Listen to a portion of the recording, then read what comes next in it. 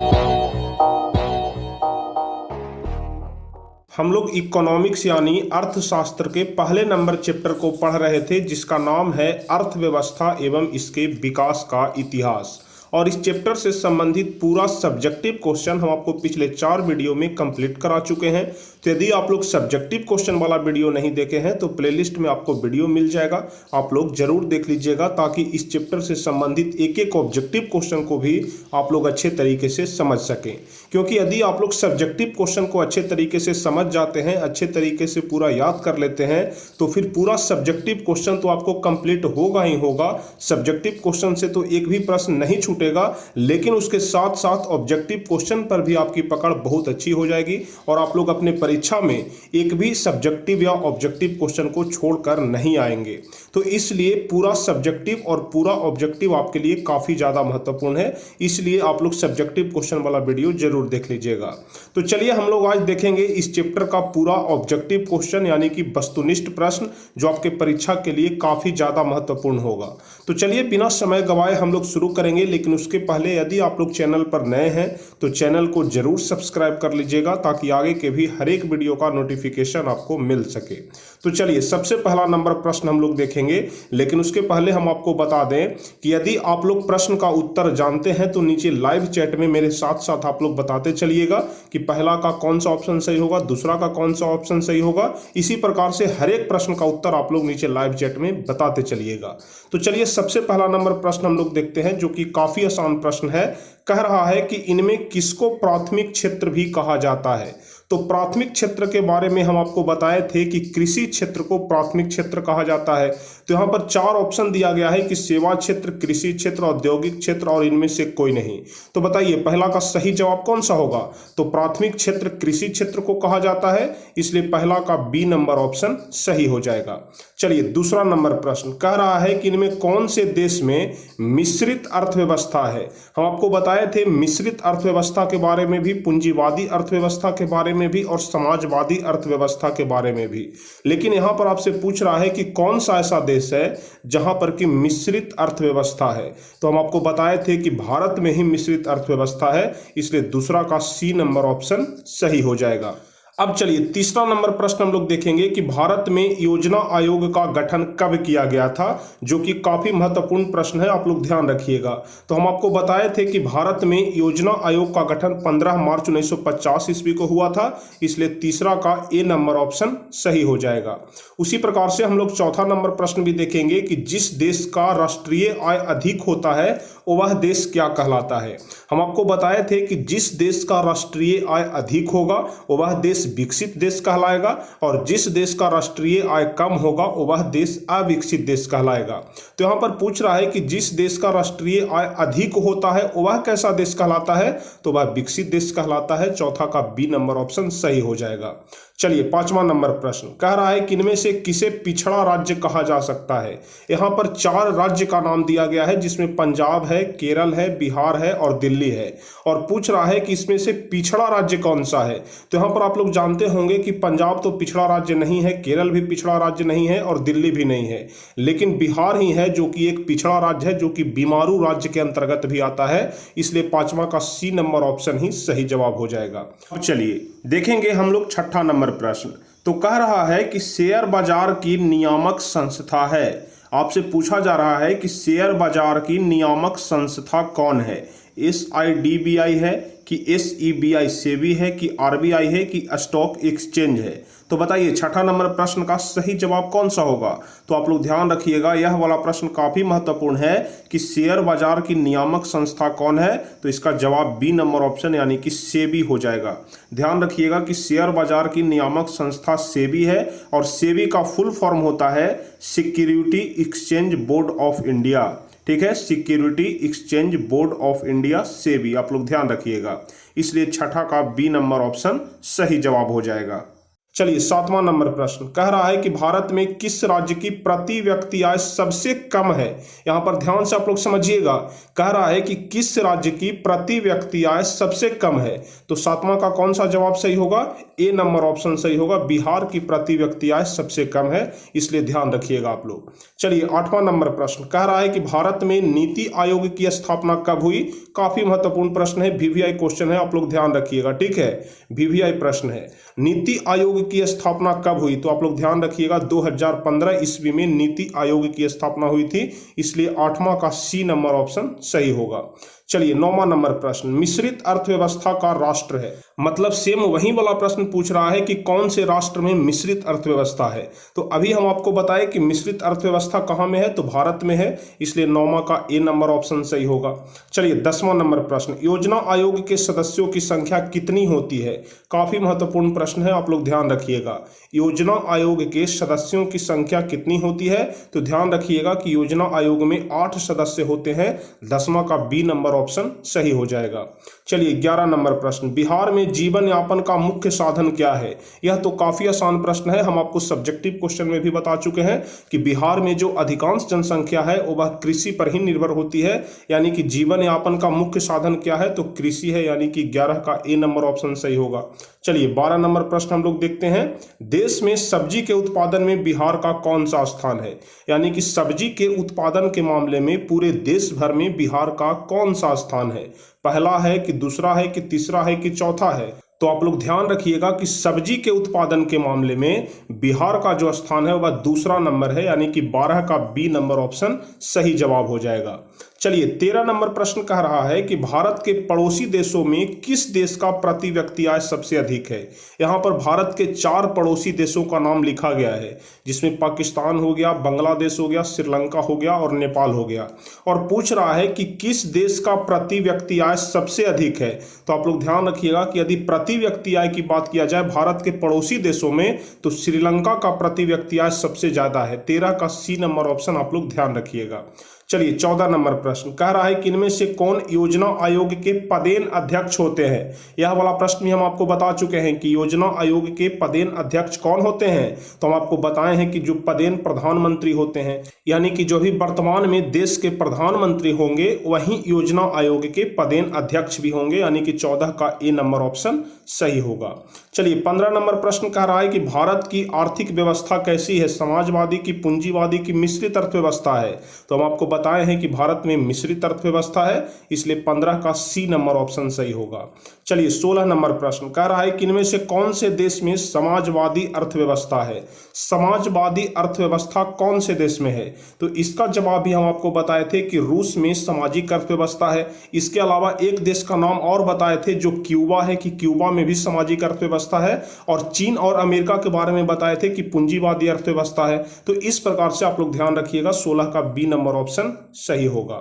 चलिए 17 नंबर प्रश्न, सम्यक विकास की प्रक्रिया संबंधित है, किससे संबंधित है। जो सम्यक विकास होता है वह उच्च वर्ग से संबंधित है कि निम्न वर्ग से संबंधित है कि सभी वर्ग से, कि इनमें से कोई नहीं।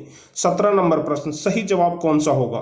तो आप लोग ध्यान रखिएगा कि जो सम्यक विकास होता है यानी कि सभी का विकास, और सभी का विकास कहने का मतलब कि चाहे उच्च वर्ग का हो चाहे निम्न वर्ग का हो, सभी का विकास समान रूप से होगा, यानी कि 17 का सी नंबर ऑप्शन सही होगा कि सभी वर्ग से। चलिए 18 नंबर प्रश्न कह रहा है कि गरीबी कैंसर की तरह एक रोग है, यह किसने कहा था। गरीबी कैंसर रोग की तरह है, यह किनके द्वारा कहा गया है। बताइए 18 नंबर प्रश्न कौन सा जवाब सही होगा। तो आप लोग ध्यान रखिएगा, यह वाला प्रश्न भी महत्वपूर्ण है, काफी बार पूछा गया है कि गरीबी कैंसर रोग की तरह है, किन्होंने कहा था, तो अर्थशास्त्री कुजनेट ने कहा था। 18 का ए नंबर ऑप्शन आप लोग ध्यान रखिएगा, गरीबी कैंसर की तरह है, कुजनेट के द्वारा बोला गया है। चलिए 19वां नंबर प्रश्न हम लोग देखेंगे। तो 19वां नंबर प्रश्न कह रहा है कि किस क्षेत्र को द्वितीयक क्षेत्र कहा जाता है। हम आपको बताए थे कि कृषि क्षेत्र को प्राथमिक क्षेत्र और उद्योग क्षेत्र को द्वितीयक क्षेत्र कहा जाता है। तो यहाँ पर 19 का कौन सा जवाब सही होगा, सी नंबर ऑप्शन सही होगा कि उद्योग क्षेत्र को द्वितीयक क्षेत्र कहा जाता है। यदि सेवा क्षेत्र की बात किया जाए तो तृतीयक क्षेत्र को सेवा क्षेत्र कहा जाता है, इसको भी आप लोग ध्यान रखिएगा। चलिए 20वां नंबर प्रश्न, 11वीं पंचवर्षीय योजना की अवधि क्या है। हम आपको पहली से लेकर के कुल मिलाकर के अभी तक जो पंचवर्षीय योजना चल रहा है, यानी कि जो 13वीं पंचवर्षीय योजना है उसकी अवधि के बारे में बताए थे। तो इसमें आपसे पूछा जा रहा है कि 11वीं पंचवर्षीय योजना की अवधि क्या है, 20वां नंबर प्रश्न। तो हम आपको बताए थे कि 2007 से लेकर के 2012 तक का जो समय है वह 11वीं पंचवर्षीय योजना है, क्योंकि 2012 के बाद से 5 साल आप लोग जोड़ लीजिए तो 2017 तक हो जाएगा 12वीं और 17 से 22 तक हो जाएगा 13वीं। तो यहाँ पर 2007 से 2012 तक का समय है वह 11वीं पंचवर्षीय योजना है। 20 का डी नंबर ऑप्शन सही होगा। चलिए 21वां नंबर प्रश्न कह रहा है कि किस क्षेत्र को तृतीयक क्षेत्र कहा जाता है। तो अभी हम आपको बताएं कि सेवा क्षेत्र को तृतीयक क्षेत्र कहा जाता है, इसलिए 21 का ए नंबर ऑप्शन सही होगा। चलिए 22वां नंबर प्रश्न कह रहा है कि एक अर्थव्यवस्था का सृजन होता है। बताइए अर्थव्यवस्था का जो सृजन होता है वह किस चीज से होता है। प्राकृतिक संसाधन से होता है कि भौतिक संसाधन से होता है कि मानवीय संसाधन से होता है कि इनमें से सभी संसाधनों से होता है। तो ध्यान रखिएगा कि एक अर्थव्यवस्था का जो सृजन होता है वह प्राकृतिक संसाधन से भी होगा, भौतिक संसाधन से भी होगा, मानवीय संसाधन से भी होगा, यानी कि डी नंबर ऑप्शन सही जवाब हो जाएगा, इनमें से सभी संसाधनों से। चलिए अगला नंबर प्रश्न कह रहा है कि राष्ट्रीय विकास परिषद का गठन कब हुआ। यह वाला प्रश्न भी आपके लिए वीवीआई क्वेश्चन है, आप लोग ध्यान रखिएगा। राष्ट्रीय विकास परिषद का गठन कब हुआ था। तो ध्यान रखिएगा राष्ट्रीय विकास परिषद का गठन 1952 ईस्वी में हुआ था। 23 का बी नंबर ऑप्शन सही होगा।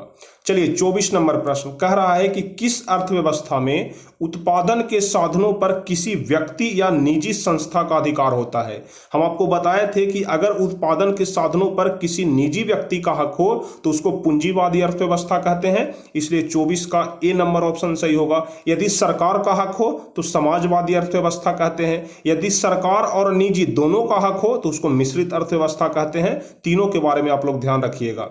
लेकिन यहां पर आपसे पूछा जा रहा है कि किसी व्यक्ति या निजी संस्था का अधिकार हो तो वह पूंजीवादी अर्थव्यवस्था कहलाएगा। 24 का ए नंबर ऑप्शन। चलिए 25वां नंबर प्रश्न, भारत की प्रथम पंचवर्षीय योजना का कार्यकाल क्या था। बताइए प्रथम पंचवर्षीय योजना का कार्यकाल आपसे पूछा जा रहा है। तो जो सबसे पहला बार कार्यकाल लागू हुआ था पंचवर्षीय योजना के तहत तो वह 1954 से 1959 ईस्वी के बीच हुआ था, इसलिए 25 का डी नंबर ऑप्शन सही जवाब हो जाएगा। चलिए 26 नंबर प्रश्न कह रहा है कि आर्थिक संरचना का एक मुख्य अंग है। बताइए आर्थिक संरचना का एक मुख्य अंग शिक्षा है कि स्वास्थ्य सेवा है कि यातायात एवं संचार है कि इनमें से कोई नहीं। 26 नंबर प्रश्न कौन सा जवाब सही होगा। तो ध्यान रखिएगा कि आर्थिक संरचना का एक मुख्य अंग यातायात एवं संचार है। 26 का सी नंबर ऑप्शन सही जवाब होगा। चलिए 27 नंबर प्रश्न कह रहा है कि आर्थिक क्रियाओं का उद्देश्य होता है। आर्थिक क्रियाओं का उद्देश्य क्या होता है, जीविकोपार्जन होता है कि मनोरंजन होता है कि यह दोनों होता है। 27 नंबर प्रश्न बताइए। तो देखिए जो आर्थिक क्रिया होता है वह व्यक्ति अपने जीवन निर्वाह के लिए करता है, यानी कि इसका मुख्य उद्देश्य जीविकोपार्जन होता है, न कि खेल कूद और मनोरंजन के लिए आर्थिक उद्देश्य होता है। कि जो आर्थिक क्रिया कर रहे हैं, जैसे हम लोग खेती बाड़ी कर रहे हैं, बैंकिंग में काम कर रहे हैं, किसी प्रकार का कोई भी हम लोग काम कर रहे हैं तो वह मनोरंजन के लिए नहीं कर रहे हैं बल्कि जीविकोपार्जन के लिए कर रहे हैं, इसलिए 27 का कौन सा ऑप्शन सही होगा, ए नंबर ऑप्शन सही होगा। चलिए 28वां नंबर प्रश्न कह रहा है कि पशुपालन एवं मत्स्य पालन किस क्षेत्र का अंग है। हम आपको बताए थे कि कृषि कार्य से संबंधित चाहे कोई भी काम रहे वह प्राथमिक क्षेत्र में आएगा, चाहे पशुपालन रहे या फिर मत्स्य पालन रहे, क्योंकि आप लोग जानते हैं कि जो किसान होते हैं वहीं पशुपालन भी करते हैं वहीं मत्स्य पालन भी करते हैं, इसलिए यह प्राथमिक क्षेत्र में आएगा। 28 का ए नंबर ऑप्शन सही होगा। चलिए 29 नंबर प्रश्न कह रहा है कि निम्नांकित में कौन सामाजिक संरचना का अंग है। सामाजिक संरचना का अंग कौन सा है। तो ध्यान रखिएगा कि सामाजिक संरचना का अंग शिक्षा एवं प्रशिक्षण भी होता है, स्वास्थ्य सेवाएं भी सामाजिक संरचना का ही अंग है, आवास भी सामाजिक संरचना का ही अंग है, इसलिए 29 का यहाँ पर डी नंबर ऑप्शन सही होगा कि सामाजिक संरचना का अंग कौन सा है, तो इनमें से सभी हो जाएगा।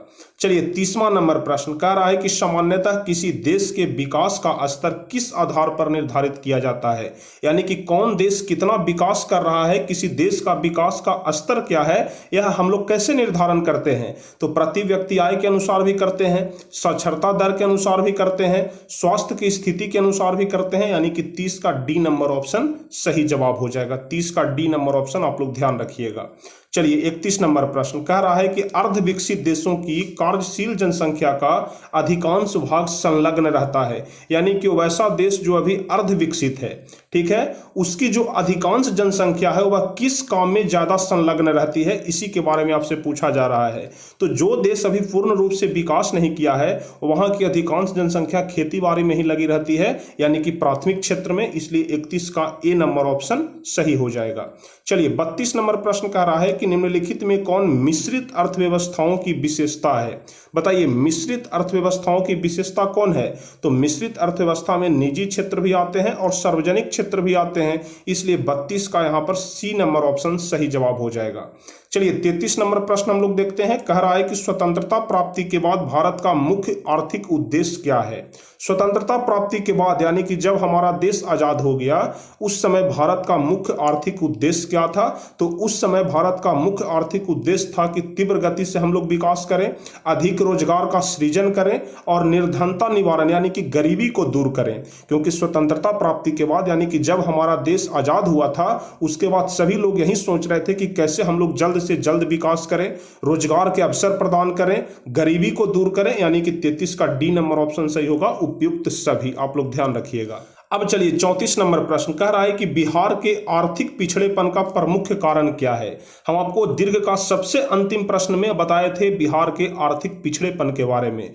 तो बताइए बिहार के आर्थिक पिछड़ेपन का मुख्य कारण क्या है। तो सबसे पहला कारण है जनसंख्या में तेज गति से वृद्धि होना। दूसरा है कि कृषि पर अत्यधिक जनभार, यह वाला भी ऑप्शन होगा। बाढ़ एवं सूखा का प्रकोप, यह वाला भी ऑप्शन होगा, यानी कि इसका भी डी नंबर ऑप्शन सही होगा, उपयुक्त सभी। चलिए 35 नंबर प्रश्न कह रहा है कि आर्थिक विकास की माप के लिए सबसे उपयुक्त सूचकांक कौन सा है। 35 नंबर प्रश्न। तो देखिए आर्थिक विकास की माप के लिए जो सबसे उपयुक्त सूचकांक होता है वह प्रति व्यक्ति आय होता है, क्योंकि प्रति व्यक्ति आय के माध्यम से यह स्पष्ट रूप से पता लगाया जा सकता है कि आर्थिक विकास क्या है, यानी कि कोई देश कितना विकास कर रहा है वहां के प्रति व्यक्ति आय से ही यह स्पष्ट हो जाएगा। इसलिए 35 का बी नंबर ऑप्शन आप लोग ध्यान रखिएगा।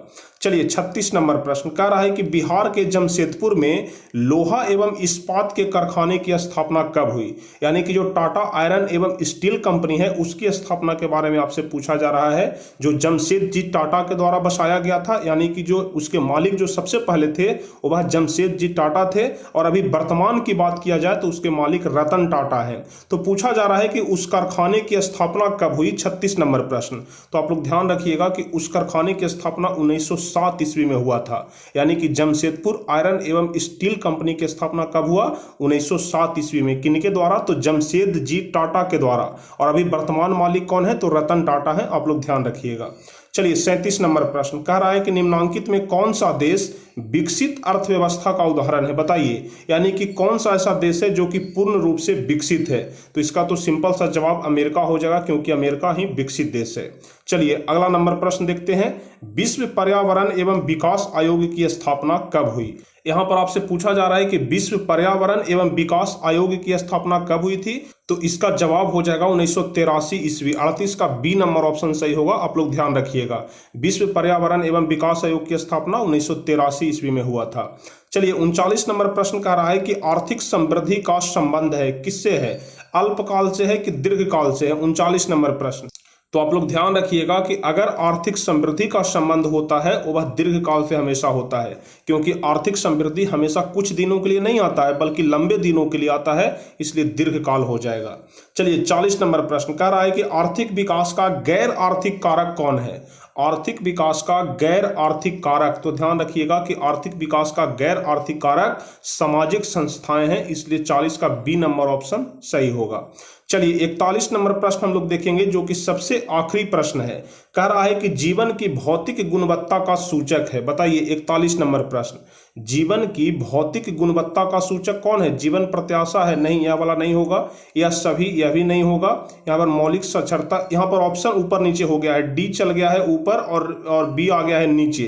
तो यहाँ पर बी नंबर ऑप्शन इसका सही होगा, शिशु मृत्यु दर। ठीक है, जीवन की भौतिक गुणवत्ता का सूचक कौन है, तो शिशु मृत्यु दर हो जाएगा। 41 का बी नंबर ऑप्शन सही होगा। तो कुल मिलाकर के इस चैप्टर से संबंधित हम आपको 41 महत्वपूर्ण ऑब्जेक्टिव क्वेश्चन बताए जो आपके लिए काफी ज़्यादा महत्वपूर्ण है। यदि आपके परीक्षा में पहले नंबर चैप्टर से संबंधित कोई भी ऑब्जेक्टिव क्वेश्चन पूछा जाएगा तो इन्हीं 41 प्रश्न में से कोई प्रश्न पूछा जाएगा, इससे बाहर एक भी प्रश्न आपसे नहीं पूछा जाएगा। तो यदि आप लोग इस 41 प्रश्न को अपने दिमाग में याद रखते हैं तो समझिए कि आपका पहला नंबर चैप्टर से कोई भी प्रश्न नहीं छूटेगा।